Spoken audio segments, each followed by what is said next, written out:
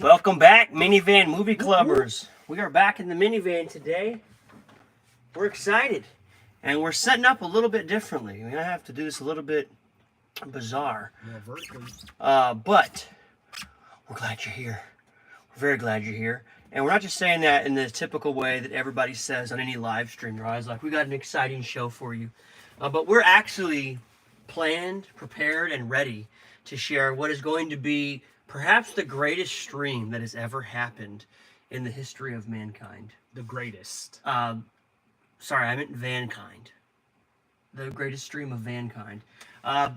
Seriously, we got an exciting show. For those of you that haven't been here before, my name's Brett. His name's Nick. And together, we are the leaders of this Minivan Movie Club.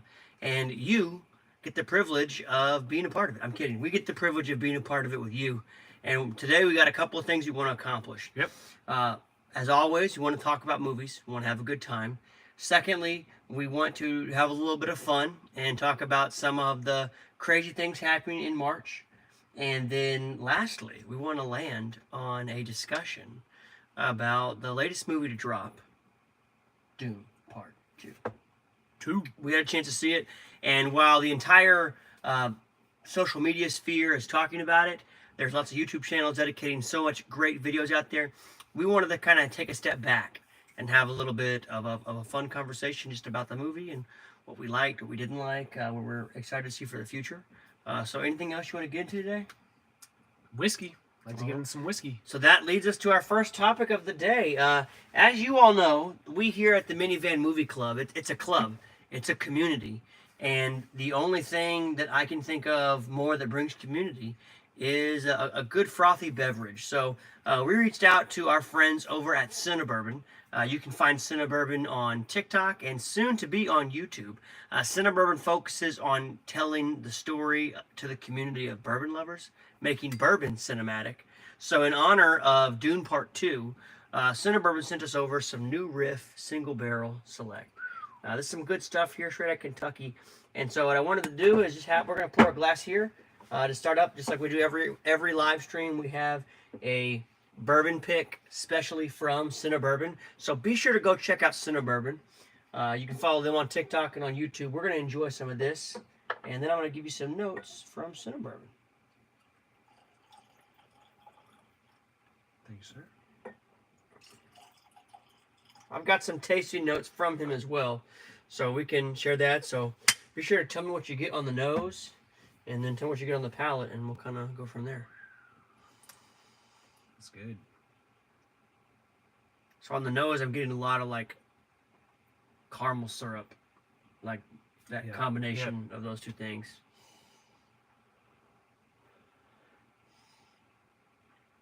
The color's really nice and orange. I like how the bottle. I know it's not. This has nothing to do with the taste, but because we're talking about Dune Part 2. The bottle kind of has this like new age futuristic style with like the orange and the flat black. Yeah, I like how it goes from that flat melange, like you can't see through it to like the very translucent. And then here you got the little that's a sandworm. Yep. Right there. That's the dunes and the sandworm. That's pretty on brand. So New Riff, you should reach out to Cinebourbon to Denny. And see how you can do a like sandworm infused style of bourbon. Pretty good stuff. You get the water of life. Oh yeah, the bourbon of life. The Fremen would not waste a single drop of this. Nope. That's for sure.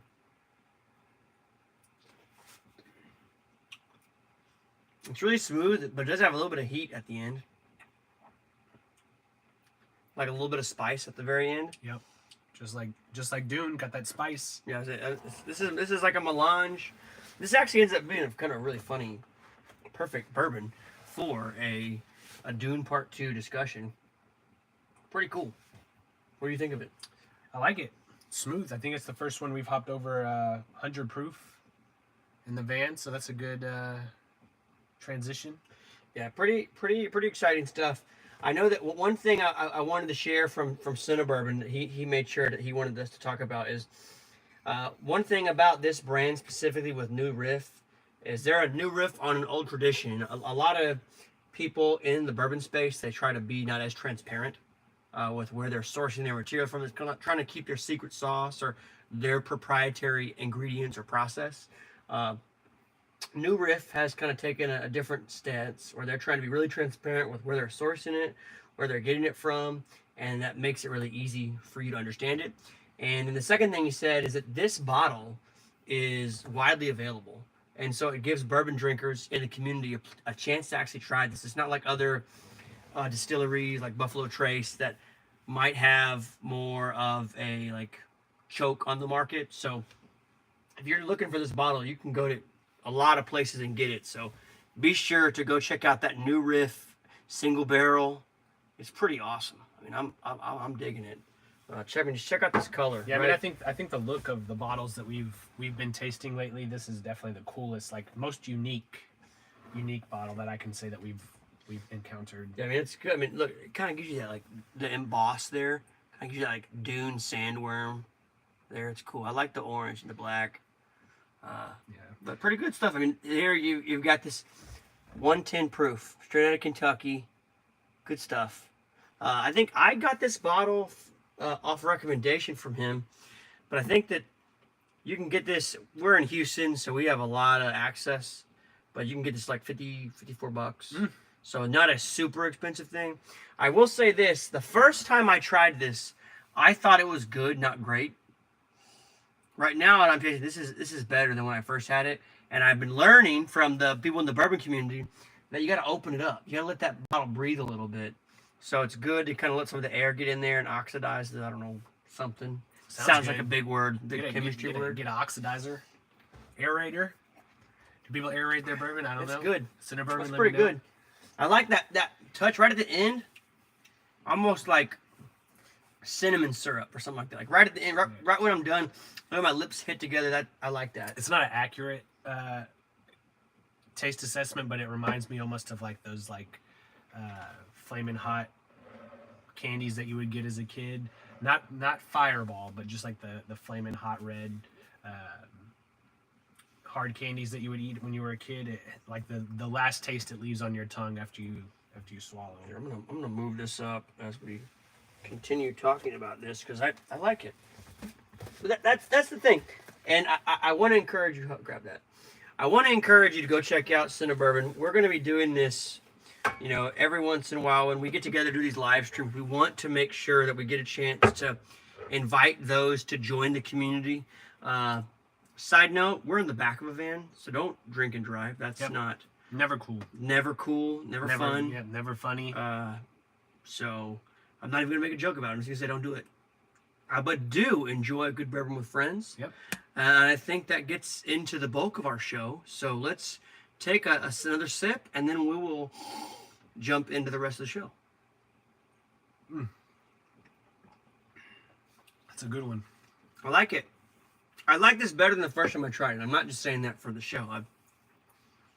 I'm surprised at how much more I liked this before. Before I thought it was just okay. Not bad, but maybe like a high quality mixer or something like that.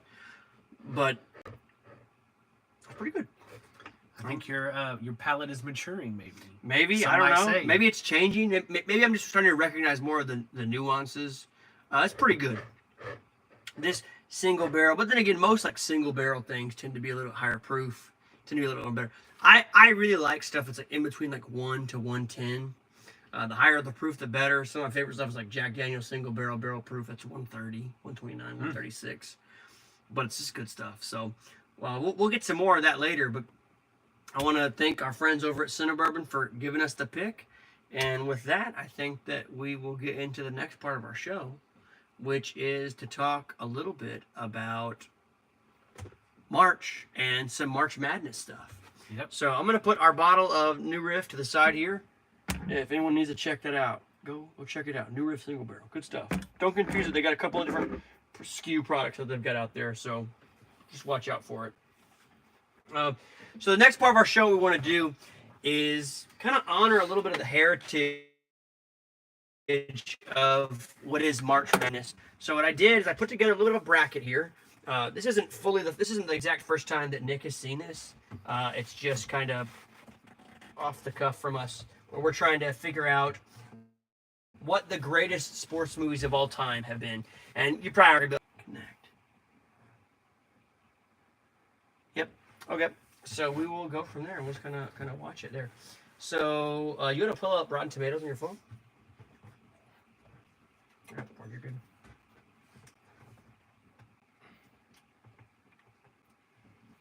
Here's what I'll do. I'll just hold it and then I'll show it once we get through one cup. All right. And in the comments section here, let us know what you think as well. I have my other device over here looking at the comments section, ready to know like what's going on.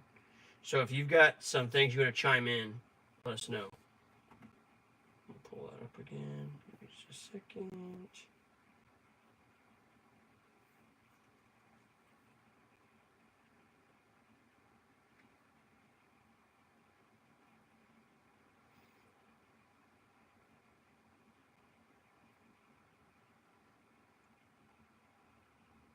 Keep in mind, that we specially curated this list, but there's a lot more than what it even allots as far as great sports movies that we had to cut out just to make it on the list. It's So, not truly March Madness until there's been some snubs. yeah, there's some right? snubs in the bracket. Some people might not be too happy, but that's the way that it goes. That's life.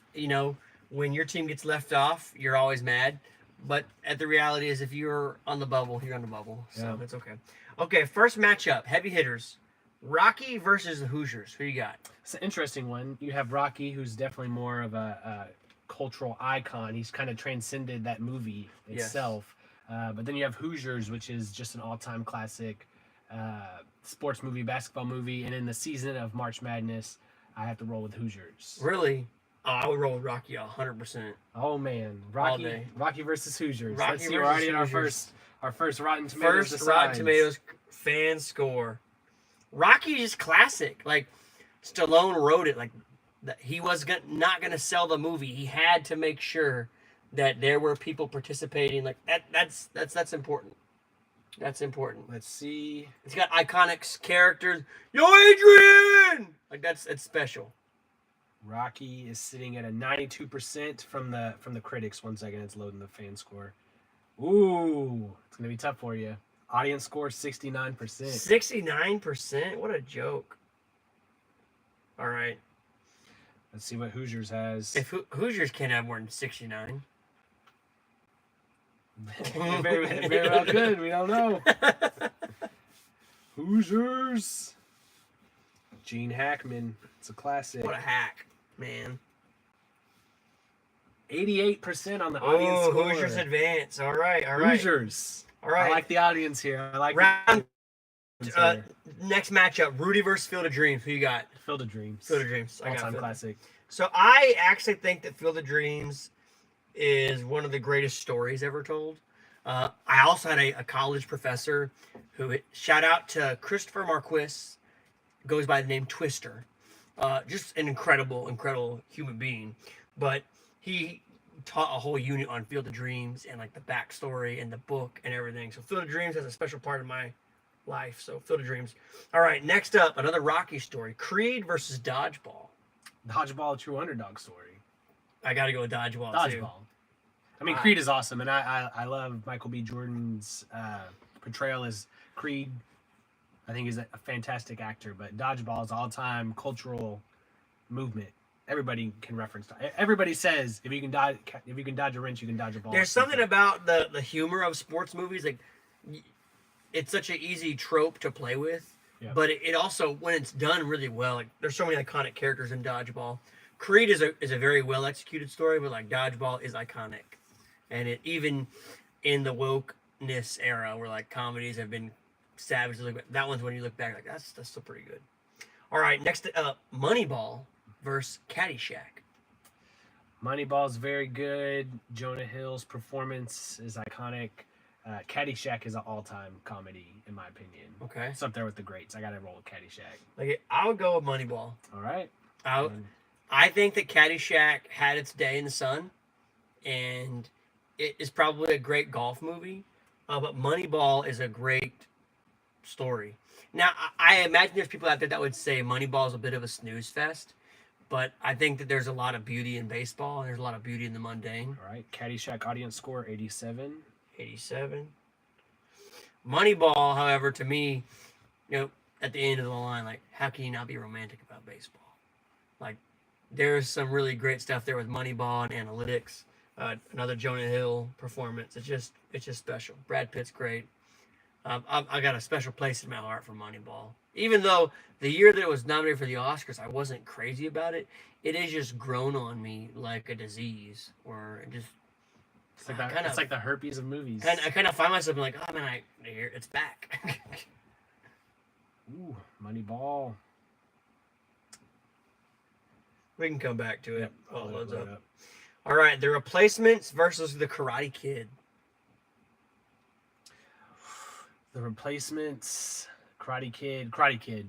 And we're talking about the classic here, not the. Yes, no Mr. Jackie Chan and Jaden Smith. Okay, here's a boxing matchup. In one corner, $1 Million Baby, Hilary Swank, or Ali, the Karate Kid's dad. Will you? $1 Million Baby. $1 Million Baby for me, for sure. All right, back up to Moneyball, coming in with 86%. Oh my gosh, what a close one! So Caddyshack advances. That's funny. That's pretty wild. All right, $1 Million Baby. All right, next up, Bull Durham versus He Got Game. I gotta roll Bull Durham. I think it's all time. Really? Yeah, I like over Jesus Shuttlesworth and Denzel? I got it. Okay, I'm going. He got game. All right. He Got Game over Bull Durham. Now I recognize that Bull Durham has some really special moments. Kevin Costner had his time in the sun. That's gonna be my phrase. Had his time. I mean, he's still in the sun. He just got off Yellowstone. And he's got they already say it's gonna be the greatest Western epic of all time with his new movie coming out. That's what. All right, 82% for Bull Durham. Okay. I have to imagine He Got Game as more. I have to. I know people love that movie. It's Jesus Shuttlesworth and Denzel. 83% for him. Wow, another close one. That was a buzzer beater right there. The ones that were split on have been tight, real tight. All right. Then you got, oh man, this is heavy hitter right here. This is our childhood. Check this out. Coach Carter versus Remember the Titans. Coach Carter is an awesome movie with a great actor as the lead and Samuel L. Jackson. But Remember the Titans. Our deepest fear is not that we are inadequate. Our deepest fear is that we are powerful beyond measure. Remember the Titans is one of the greatest movies of all time. This is one of those brackets right here where you just feel bad for the team. You're like, that 4-12 matchup, you're like, oh man, that 12 seed's really, that's Creighton. Watch out. They got a good team. I'm going to Remember the Titans. Remember the Titans. It's just special. That means you got to have a Denzel matchup in the quarters. All Denzel. Okay, next side of the bracket, Major League versus Miracle. A Wild Thing versus America. I mean, I love America, so I got to go with Miracle. So I realize that there's a lot of people out there that have a very strong relationship with Major League. I don't. I tend to look at Major League like some old movie that used to play a lot on TNT. I'm gonna go Miracle all the way. Miracle. All right, here we go. The Sandlot, a classic, versus a new movie, The Iron Claw. Well, I haven't seen The Iron Claw, so I got to go with The Sandlot. I have seen it, and I would also go The Sandlot. Sandlot has nostalgia. I have heard good things about The Iron Claw has a giant mandible from the guy from High School Musical. I liked the new Space Jam, at least what they were trying to do, better than the original Space Jam. So I'll go with A League of Their Own. It's a special movie. Space Jam is 63%. I have to imagine A League of Their Own is much higher. A League of Their Own is a special American story. You got Tom Hanks. Classic line. There's no crying in baseball. Yeah. All right, that's loading up. All right. Here we go. Here's a classic versus a recent movie. Chariots of Fire. Bum, bum, bum, bum, bum, bum, versus Michael Scott and Foxcatcher. League of Their Own's 84. That one advances pretty easily.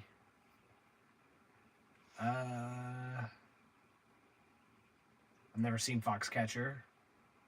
So for me, I've got to go Chariots of Fire. So I'll go Chariots of Fire here just because of the soundtrack. That said, Foxcatcher was actually a really great movie. Talking about the DuPont family and the scandal that went on there with the wrestling team. Really great performances by a lot of people there. Just really good movie. If you haven't seen Foxcatcher and you're looking for one, that's a fun one. All right, here comes into the last bracket here. Friday Night Lights versus Warrior. To me, I love Warrior, but I got to go Friday Night Lights. Wow. I know Warrior is one of your favorite movies. Okay, so just so you know, Warrior's probably my dark horse to win it all. This is my Cinderella. And this is if I was putting a bracket on ESPN, I'm gonna send a bracket with Warrior in there because they might have a chance to take it all. Warrior just has literally the best ending to a movie that I've ever seen. 92%. 92. That's very strong. Oh, come on. And as a Texas guy, I love Friday Night Lights. You got Clear Eyes, Full Heart. Billy Bob Can't Thornton, lose. George, Tim McGraw. Come on, man, Booby Miles. Booby Miles. Odessa, Permian Basin, Panthers. Come on. Texas football. This is Texas. I'm Houston May right here, man. I love Texas football, so I get it. I get where they're coming from, but I gotta think that Warrior is a better movie than Friday Night Lights. 85%. Warrior moves All on. right, that's close though. Hey, that ending of Friday Night Lights when they get tackled on that 2-yard line stuck with me forever. This is ironic though. So that ending is very like unsatisfying, which is what they're trying to do in the sports story. Go watch if you have not seen the movie Warrior with Taron Egerton and Tom Hardy. Go watch it right now. I promise you won't be disappointed. It is an incredible movie. I don't even really like UFC. Yeah, I'm not into the whole like let me just bash someone's. I'll give some love to Mighty Ducks, Gordon Bombay, Conway, all of it. I love you all, but people love the Flying V. When I watched Mighty Ducks as a rollerblading kid in Houston, I was like, I'm gonna play ice hockey. There ain't no ice here. There ain't no ice here, baby. But there's a lot of hot days, a lot of hot football, swampy weather, and the only thing that gets you through a hot day like that is some high quality H2O. So Waterboy for sure, and that's Waterboy actually holds up. My wife and I watched it last year, thinking like, oh man, is it gonna hold up? It really does. It's a very, very good movie. Invincible versus Happy Gilmore. Happy Gilmore hit it off the tee. Happy Gilmore's got to be that's peak Sandler. I still enjoy modern Sandler movies, but like Happy Gilmore, Billy Madison, that's peak. He was at the top of the game. It doesn't get much better than Happy Gilmore, as far as like comedy sports movies. All right, White Men Can't Jump versus 42. White Men Can't Jump is a culturally phenomenal movie. I think what it did for the sport of basketball, for street ball, but I love 42. I think it's educational. I think it's phenomenal, and I love Chadwick Boseman. So I'll give you 42 as well, even though I really like White Men Can't Jump. I love Woody Harrelson. That's a tough movie to judge. All right, let's go back across the bracket. You got Hoosiers versus Field of Dreams. Even though it's basketball season, I got to give it to Field of Dreams. Field of I think Dreams. it's just an iconic story through and through. If you build it, you will come. And there's something about playing catch with your dad. Yeah, it's just an all-time. Dodgeball versus Caddyshack. It's two comedy heavyweights here. As somebody that's not from the 70s, I have to roll with Dodgeball. I'm going Dodgeball too. Because it's on the Ocho. The Ocho, baby. They sprung a whole network. The Karate Kid versus $1 Million Baby. So for me, I know the $1 Million Baby is probably more of a cinematic quality film, but Karate Kid for me. I'll go $1 Million Baby all day. I think Clint Eastwood, Hilary Swank, like the performances are so good and dynamic. That's Oscar-winning stuff. So I'm gonna go with the better performance. Even though Mr. Miyagi is great, but Daniel, son, he's bad news. 82. Miracle versus The Sandlot. Miracle. Miracle's dope, but Sandlot is forever. So's America beating the Russians, but I Miracle's dope, but Sandlot is forever. So's America beating the Russians, but I agree. It's hard for me to get into, like, outside of the speech and Kurt Russell's performance. It's hard for me to connect with that movie because it was a different time. Different time. But it's like it's a great historical piece. It's not to say that it's bad. Sandlot just has more like personal nostalgia for me. Even though I didn't grow up in like the 50s or 60s, whenever that took place. A League of Their Own versus Chariots of Fire. A League of Their Own. Agreed. Warrior versus Waterboy. Warrior. Warrior's a better. Okay, I'd go. I Warrior. like Waterboy, but Warrior's definitely. I'd go Warrior too, but I would love to watch both those movies. Those are good movies. Happy Gilmore versus 42. I love you, Jackie, but I gotta go for Happy Adam Gilmore. Sandler just beat Jackie Robinson. Put it in the history books, kids. Wow. All right, now we're getting to the semifinals. This is the semifinal, or this is the Elite Eight here. So let's go to our final four. Field of Dreams versus Dodgeball. That's a tough matchup. That is a tough matchup. It's two very different movies. Dodgeball is a little easier rewatch because it's shorter and just comedy based. But Field of Dreams is a better movie. It's not even close as far as storytelling goes. Yep, I think this match will be entertaining for a little while, but in the second half, Field of Dreams comes out and just beats it with all the actual heart. All right, then you got $1 Million Baby versus Remember the Titans. Remember the Titans. Agreed. That's gonna be a tough final there. And then you've got in the Western brackets here, Sandlot versus The League of Their Own. This is two baseball movies. Sandlot. Okay, we're going very nostalgic here. I'll agree with you on that. Then you got here in the bottom bracket here, Warrior versus Happy Gilmore. I gotta go Happy Gilmore. You're going Happy? I'm going Warrior. So All right. let's see it. Warrior we know is at a 92%. So let's see what the fans say about Happy Gilmore. Let's see how good Happy really is. Is Happy happy? Happy, go lucky. It needs higher than a 92 to advance. 85. 85. Warriors come out to play. All right, here's your semifinal matchups. Your final four. Your final four. Field of Dreams versus the Titans. Remember the Titans. The Sandlot versus Warrior. Field of Dreams goes up against Remember the Titans. Who comes out the winner for you? For me, I love football. Remember the Titans. I think I would go. If you put these two matchups for me, like we would watch. I'm watching Remember the Titans. Even though I love Field of Dreams, I do it's too. just Titans. You have, to me, one of the greatest actors of all time in Denzel Washington. You have a story that always is going to matter. Yep. You've got great speeches, great football, great actual sports in the movie. It's a fun movie. It's funny too, so it's always going to be relevant. Remember the Titans is a great movie. Over here we got The Sandlot versus Warrior. Two very different movies. Completely different. This is like nostalgia bomb versus like just an excellent movie. Where are you going here? Sandlot versus Warriors. Warrior. I'm gonna have to go with Warrior. I enjoy Warrior more than Warrior. Sandlot, personally. I'm going Warrior. All right, so now we're getting to Warrior versus Remember the Titans for the best sports movie of all time. That's it. We've got, after all the movies that we did, we got down to just one, and it's time for us to crown our winner. But here's the trick. I don't think that it should just be up to just you and me. Yep. Or just Rotten Tomatoes. I think what we should do is we should challenge people your vote for the Titans, Remember the Titans, or for Warrior. And if you haven't seen either of them, take the time between our next live stream to do that. And here's the cool thing.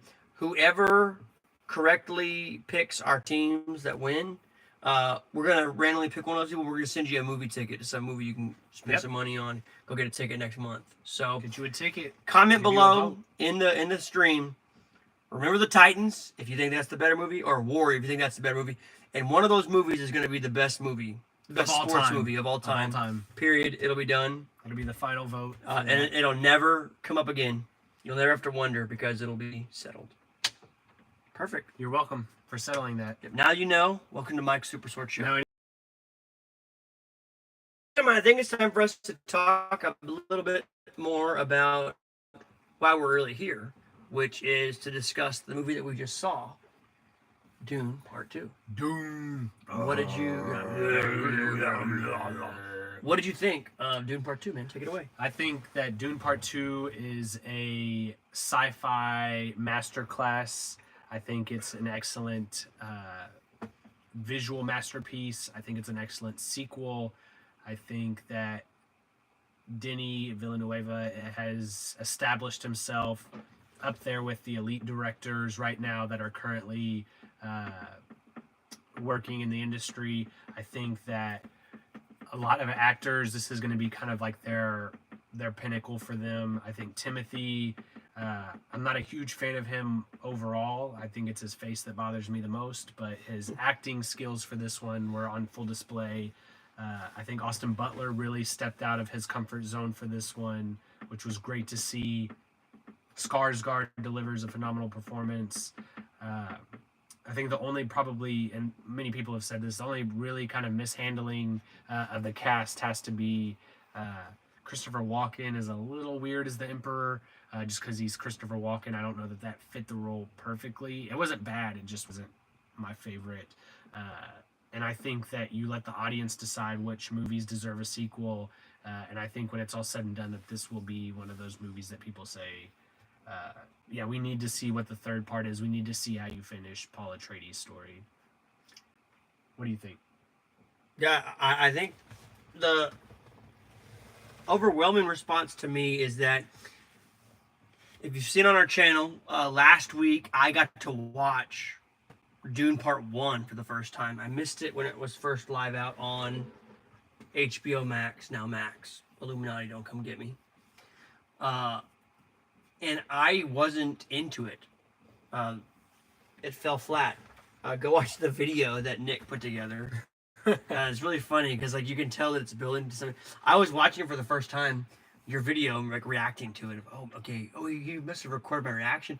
And I remember what I told you afterwards, like, I mean, it's whatever. Like, And I was like, oh, was he like recording my thoughts or something like that? Did he have audio of that? And so I was waiting for that to pop up. I'm like, what did I say that was embarrassing? And so thankfully you didn't throw me too far into the bus. You didn't say anything crazy. But I just felt the first movie didn't feel like totally complete.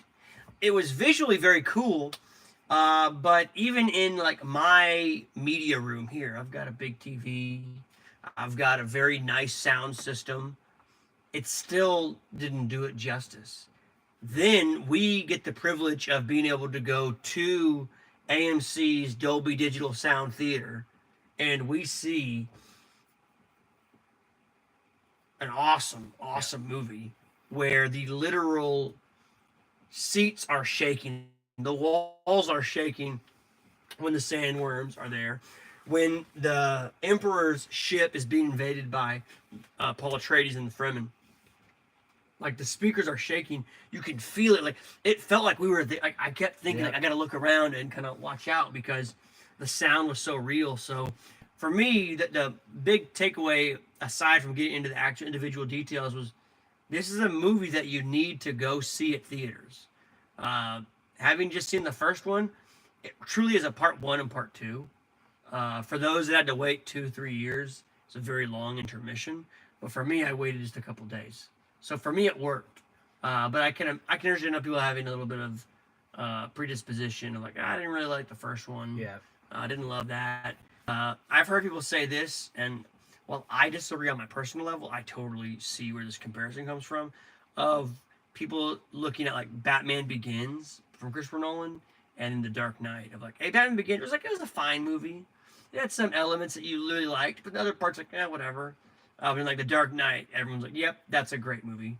This feels a little bit like that. Yeah, like the next step up. The first one, like, hey, they did some things, did some world building, we figured it out. But number 2 is where things really got right. So kudos to Denis Villeneuve and the whole team there because it's a heck of a ride. Yep, I recommend it to anybody that's a sci-fi fan. That's the one thing is like, it may not be a movie that you can recommend. Like, I'm not going to recommend that movie to my mom. Like, I know she wouldn't enjoy it. Like, I'm not like, oh, you got to go see. So it's not like a movie I'm going to tell everybody they have to see. Like, you have to watch this. But if you're a fan of like theater, of the movie theater experience, or you're a fan of just, spectacle or sci-fi, I think if you fit in any of those three categories, just rush out and watch it. Yeah, I think that it was great. I know that in our theater there was a guy behind Nick that was just snoring. It was a total snooze fest for that guy. So, sir, if you're on the thread right now, let us know. We'll I don't know. Maybe I'll reimburse your ticket. Maybe I'll call you a jerk for snoring through most of the movie for me. Yeah, that's the thing is like, that's what I told my wife afterwards. I was like, it's not like it's a quiet movie. I mean, the whole theater's rattling. So I'm like, how are you falling asleep during this? The only movie I've ever fallen asleep at the theater or during, and it's only because I watched it super late. I actually enjoyed the movie, was Aquaman. So the only movie I've ever fallen asleep in, like where I was like, I'm done. I don't care. I have fallen asleep in a couple movies where I'm like, I did kind of fall asleep in Morbius. Okay, yeah. It was just bad. It's a terrible movie. I would have loved to have just walked out of Madam Web. That would have been my preferred. Yeah, we discussed that afterwards. If it was just either one of us there by ourselves, we both probably would have just pieced out. But the only movie I ever actually fallen asleep in was Cars 2. Oh, wow. I had just come back from Italy after being there for 6 months, and I was volunteering with like a small group for 7th graders, and they were like so excited that I'd come back. The only thing they could do is get their parents to drop them off at the movie theater, so we'd go watch Cars 2. And I was like, all right, I'll go. And I just fell asleep. I was jet lagged. I was like, I just want to be in bed. Shout out to a fan of the show, John. He falls asleep during every single movie he watches. So that's just his thing. So he can't stay awake. Narcolepsy. I get it. But I think some of the questions that are going to start to come out around Dune Part 2. And there's a lot of information on the internet out there. A lot of really good channels talking really great content about Dune, giving like analysis or explanations because of the literary origins of the story. So there's a lot of information that exists because it is such a well-known and well-served fan base. I would really tell everybody, go check out Nerdist. Nerdist has a lot of really good stuff out there because they got some pretty good exclusive access to the production crew, the actors, and the team. So this past week, since I've seen the movie, I have been consuming a lot of their stuff, hearing what they said about the movie before I went to listen to my typical guys on like Screen Crush, Heavy Spoilers, New Rock Stars, all those things there, because they've got a lot of great analysis. But it's really interesting hearing directly from like Denis Villeneuve, hearing from the actors playing the characters. Yeah. Because I don't want to spoil the story for myself. I remember I used to be so into The Walking Dead. And there was a YouTube channel that I followed, Trev's Chan 2. He was just a huge Walking Dead fan. It wasn't like a big produced channel. He just every week would post a video reacting to the episode. And it was kind of like The Talking Dead before The Talking Dead. But like it was actually good. He knew everything about the show, or the comic books and the graphic novel. So it was so much fun to watch his stuff. But then, like, as the show went on, they clearly started to run out of ideas. So he was getting much better at predicting things. He's like, oh, this is probably what they're going to do. So it kind of got unfun. So I'm trying to stay away from people, like, telling me what Dune Messiah is going to be or what it could be like. And instead I'm trying to listen to what the actors are trying to do, what the director's trying to do. And I think that Nerdist has a lot of really good stuff that you can check out. Yeah, it's kind of the same thing with a large part of like, I got into that with Game of Thrones, where I was like, me and my father-in-law would send each other like Reddit threads and theories like all the time. At least with that one, the rest of the story wasn't written yet because George R. R. Martin's never going to write it. So it was untold. So everybody was guessing at that point. Whereas with Dune Messiah, Dune being the number one selling sci-fi novel of all time, he also wrote 5 books after that. So there's much more to the story after what we see in Dune and Paul Atreides. But it seems pretty concise that anything that Denis going to be involved with and Timothy and all the actors would be just to the third one, the Dune Messiah. So like Brett, I've tried to avoid anything that's like concrete about what happens in that story. But I will say this, like my feeling after the theater experience was, you kind of, as Christians, you have this like feeling of like, you want to believe that this character is the Messiah because we have a Messiah ourselves. So you want to like attach that Messiah figure to your literal Messiah. But the way that he's telling the story, and the writer, I think, is much more geared towards charismatic leaders themselves, and not necessarily towards. It does have religious influence because the way that he grew up, but it's not necessarily pointing at like Jesus or false messiahs like a Muhammad. It's more pointing towards like these leaders that can rise up and garner people just with their speech, their actions, that you'll follow them blindly, and really just like large groups of people get used and manipulated due to whatever their schemes or plans are. And with Paul, it's kind of like you see that he doesn't want to use people, but then you also see that he wants revenge. Mm-hmm. He wants these things. So it's really conflicting because he does things and you're like, oh, see, he's good.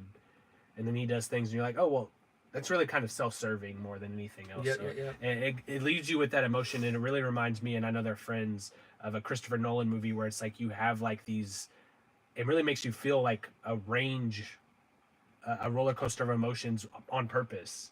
And so like when you leave the theater, you're like, I don't know if I feel good about this. I need to talk about it, but it's not resolved all the way. Well, I think that this movie did a good job of presenting some ambivalence. Yeah.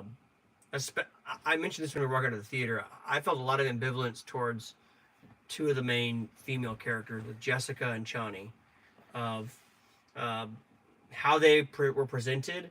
And the more I reflected on that, I thought maybe that was intentional for us to have a lot of like, what is their true motivations? I have since seen like heavy spoilers talk about like, oh, well, Chani is very different in this movie than she is in the books or in this. And Denis Villeneuve has come out and said, hey, that was important to him. He wanted to introduce Chani in the first one, and in the second one make her a titular character where she would be a very key emotional arc. Vice versa, he did the same thing with Prince Aruvula with what's her girl? I'm blanking on her name right now. Florence Pugh. But he was like, we'll see if we get there. I like that he's kind of thinking about it that way. And I also thought that this movie did a better job of telling a complete story that is a part of a bigger story. The first one, I felt like I got half the story. Whereas like other movies like an Avatar, the first one, you get we get the world, we get the people, we get the conflict, we get the big mega conflict, crisis resolution. There's so much in Avatar, and then I didn't feel like we got that in the first one. This one I felt like delivered a lot better on the rising conflicts, and then this big conflict, and then this falling action between this fight between Paul and Fade. So I thought it was good. I just thought that the characters Jessica and Chani had a lot of ambivalence, and in retrospect, now that I have some time to think about it, I think that might have been on purpose, so that people like myself, who knows nothing about the book or the actual heritage of like what Dune Messiah is, can go into the next one feeling like, where do I stand? Is Paul a hero? Is he a villain? Is he an anti-hero? Is he both? Is he nothing? Is he just a dude? Just a dude. I know he's got some sort of powers. Yeah. I know he can see the future. I know he can see alternate timelines. I know he has the voice. I know he has it. So he's been trained in a certain way. So is he like Iron Man? Like he just has the suit, and if he didn't have the suit, he wouldn't be. I don't know. Yeah. I know that the Bene Gesserit is, manipulating things, and my suspicion is that Princess Aurelian, or whatever her name is a Bene Gesserit, and so it'd be interesting to see what the relationship would be like with them. But my suggestion to all those is go read the book if you want to read it, but stay in tune with the movie, because my guess is, from listening to Denis Villeneuve talk, he's gonna change some things. Well, even like hardcore book fans have said the changes he made in this movie, because he did change some stuff in part 2 from what is in the novel and in the other movie that came out in the 80s. That they like the changes he made. So I think that he's earned the respect of like the Dune fandom, that if he does make some more changes going forward, that it'll be hopefully well received. At least he's handling it with care. He's not just going in there and just ripping up and doing whatever he wants to do. So it's a fun movie. I think it breeds a great conversation. And I like you said, the first part maybe isn't as complete of a story, but I just have to think about, like, if you're a freshman in college and you've got nothing but free time, or you're a high school kid and you get a chance to watch this like 6-hour epic, I have to imagine that it's going to be pretty impactful for a generation of like film lovers and fans. It felt like walking into that theater, like the sense of wonder I had for some of the cinematography and the way they executed reminded me of what people must have felt like when they walked out of Star Wars. Just like the cameos, the characters, just feels like something that's gonna be bigger than just itself. I don't know what that looks like beyond this. I'm just like, let's just enjoy the moment. Like, I don't want to compare. I'm not trying to think of, is LeBron James the GOAT? Is he better than Michael Jordan? Let's just watch him play. So that's really where I feel like with Dune is, it's a really special, fun movie. I really love that Denny, the way he's been talking is like, hey, if we're lucky enough to get another one, we'll do that, but we're trying to make it like this. I always just wanted to do part 1 and part 2. So I feel like we've done what I wanted to do. If we're fortunate enough, we'll do that.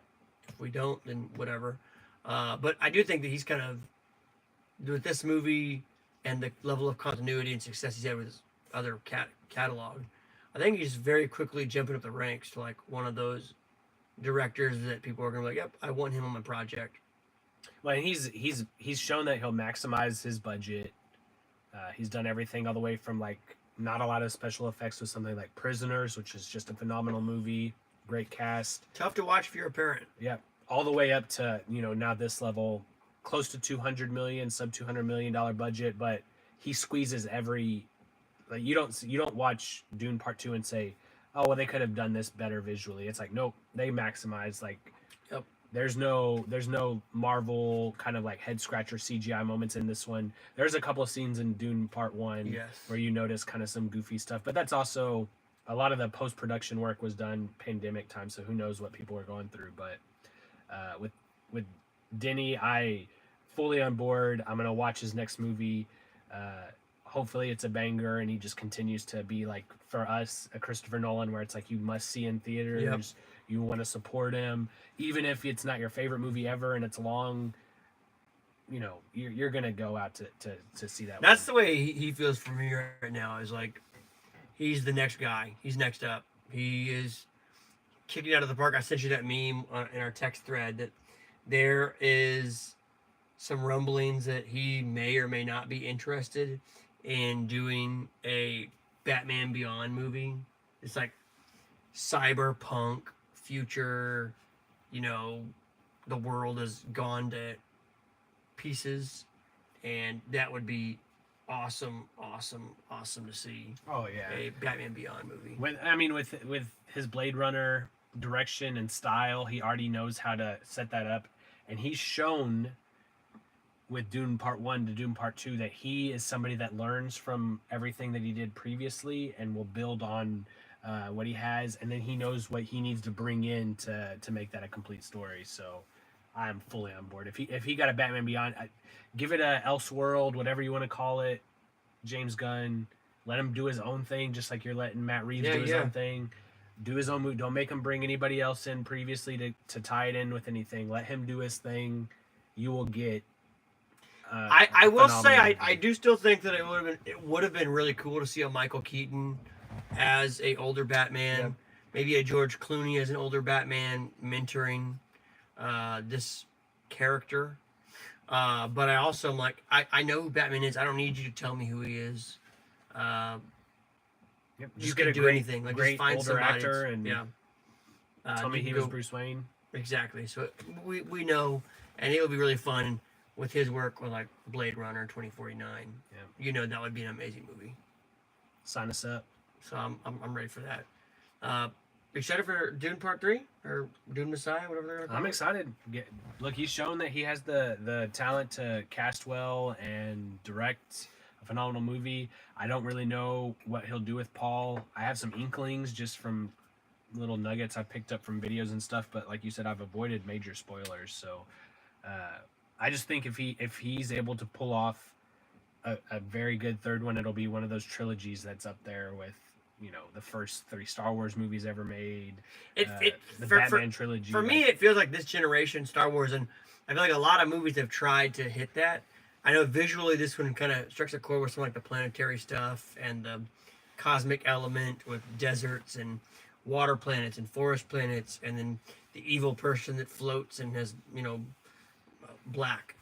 And the book came out before Star Yeah, Wars, yeah. and so some Star Wars actually has borrowed some stuff from this, likely. This feels really special and unique, Yeah. though. Like the extra stuff, where they communicate, the costume details, the way they've brought this to life is special, and it's different than a book. Like the book I saw that there's like a dictionary in the first book.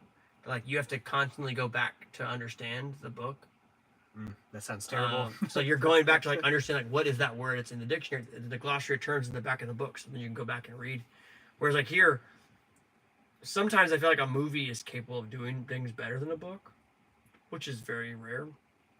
But it sounds like Denny has figured out what that secret sauce is for this story, and so visually it's really fun to look at and notice details that maybe you didn't notice, the way they communicate, or the fact that there's no robots here. So this is a future with no androids, no AI, none of this. So I think that that's very cool, a really interesting take, and I think that what Denny and the team have been able to put together. I did really find interesting where Batista was talking about how he's done 7 Marvel movies, and a lot of the movies they did with them required him to use a lot of green screen, like fight with tennis balls and stuff like that. He's like, here they did a lot of practical effects to like immerse me as an actor into the space, so it felt more real. And the way that he talked about Denny versus the way he talked about James Gunn, who we know is a friend of his, was really just interesting. And part of that could just be acting itself, like selling up the movie, but the actors seem to really believe in the vision that he has, and so if they're bought in, I'm bought in. Yep. And it sounds like that he sounds very collaborative Yep. with all the actors, and so they like that aspect of him. He's not a Tarantino, just do what's on the script. Yep.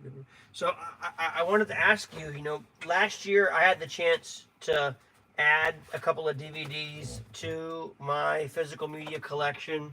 I was actually fortunate enough, Nick hooked me up with one of my favorite movies of all time, Top Gun Maverick. Go check it out. Yes, sir. I got a couple others from last year that came out. Spider-Man Into the Spider-Verse. Instant classic. Got the Barbie movie. My wife loved it. I Cultural enjoyed moment. it. Forever. Blue Beetle was a movie that came out. My son loves Blue Beetle, the character, so definitely had to pick I was that looking one at up. the case. I was like, all I saw was her when it was on the ground. I was like, what movie is that? I was like, I know that. I was like, that writing. I was like, what is this? What I think is the best movie from 2023, had to make sure I got a copy of Oppenheimer. Just a heck of a movie. I got some others just because I was shopping during the Christmas season. Had to get The Grinch with Jim Carrey, Elf, which truly I feel like ages even better every time I see it. I love And that then movie so much. classic Steelbook. They had this on sale at Best Buy. I had to pick it up. Tommy Boy. Tommy Boy. So I'm curious, like when you think about some of the releases from last year, there were some really good ones. I mean, if I just look at, you know, some of these big movies from last year, you've got Into the Spider-Verse, Barbie, Blue Beetle, Oppenheimer. Oppenheimer was one of those movies that, like, seeing it in a premium showing made it even better. Yep. Seeing on the big screen put the scale and scope in it. Dune feels that way. I'm curious for you as a person that is an avid movie watcher. Is Dune Part 2 a DVD that you're adding to your collection whenever it comes out? Or are you waiting How do you feel as a physical media collector? I've got a projector in my man room, so I'm gonna add Dune Part 2. Okay, But okay. at the same time, watch it in theaters beforehand. It begs to do not watch that movie on your phone and then tell people that it's not very good. Like you are doing yourself a disservice. As a movie going lover, I watch a lot of movies on my phone, which I know is terrible, but that's the way that I consume them. So whatever. I still enjoy it. I still love. I've watched Interstellar on my phone. I still love the movie. It still makes me cry watching it on my little cell phone. So that's just how phenomenal of a movie and the storytelling is. But I've watched it all the way from here to the big screen, but don't watch Dune Part 2 on your phone as the first time that you see it and then tell people that it sucks. Like, don't be that person. That's the truth. So get out and go see Dune Part 2 in theaters. What we're going to do is we're going to sign off for the night. We appreciate you hopping in the van and riding along with us. Don't forget to go check out our friends over at Cinnabourbon. Get yourself a bottle of New Riff at your local liquor store. Yes, sir. To celebrate. And maybe you go... Maybe a little trip. What you do? Go get you a bottle. Go watch Dune Part 1 on Max. Then go to the movie theater with some friends. Get an Uber. Go watch Part 2. Make a day of it. It'll be a good time.